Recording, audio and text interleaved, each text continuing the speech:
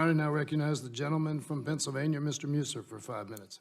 Thank you, Mr. Chairman. Thank you, Colonel Womack, Republican leader, for holding this important hearing. Thank you very much, Acting Director Vought, for joining us today. We all talk regularly about, and very daily, in this committee and throughout the floor of Congress, about the unsustainable level of spending our nation is on. Greatly appreciate and in fact applaud the administration and you for putting forth a budget that exercises fiscal restraint, focuses on rooting out waste, abuse, and fraud, eligibility requirements, as well as very targeted reforms, which we'll discuss here, and focuses funding on some critical areas. As the former Revenue Secretary of the Commonwealth of Pennsylvania, we had to balance our budget each year.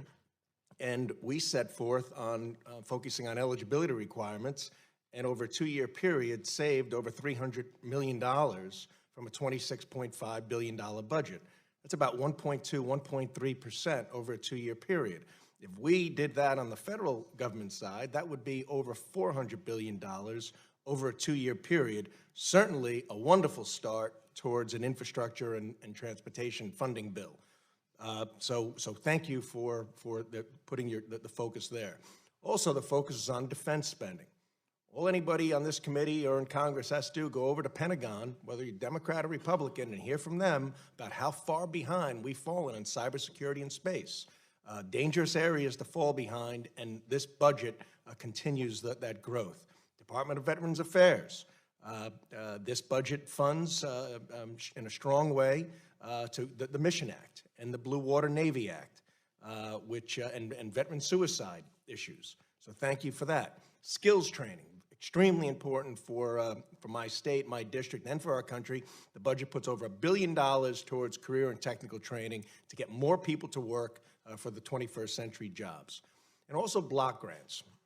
I have a lot of experience here too, the importance and how effective block grants can be. Most often, states will gladly accept a small reduction in order to receive block grants so they can provide and have the flexibility to use the funding and dollars how they feel best for their state. Would you agree block grants provide enormous more flexibility than the federal government would? Yes, absolutely. It would allow states to have more control to design programs that achieve better outcomes for their citizens. Certainly, thank you. Now, regarding waste, abuse, and fraud, relative to the enacted fiscal year 2020 levels, your budget reduces non-defense discretionary spending by 5%. Is this reduction largely attributed to targeted reforms to reduce wasteful, ineffective, and duplicative programs, as well as innovation and overall fiscal responsibility? Absolutely. We find efficiencies where we can. We find duplication where we can. We find just outright waste where we can. I'll give you an example. In cultural and state exchange programs, we have about $400 million savings in that area. There are over 80 programs in that particular space, and they've more than doubled since the 2000s. That's an example of, given the global world that we live in, do we really need such high levels of spending in that area, or can we just begin to ratchet it back, or just clear waste, fraud, and abuse, where you've got professional cricket league in Afghanistan? Those are the kinds of things that lower top lines allow you to get at and really root the waste and the abuse out. That's great. Reforms, not reductions. Now, related to Social Security and Medicare, the president's budget does not cut or reduce Social Security and Medicare. That's accurate, correct? That is totally accurate. And the benefits and savings will be realized through these reforms that you're referring to, such as the site neutrality and the lowering of costs of prescription drugs. Can you talk a little bit more about the site neutrality? Sure. Take an example of a CAT scan that you would get at an outpatient hospital that costs $230 versus a CAT scan that you would get at a physician's office or a physician-owned location.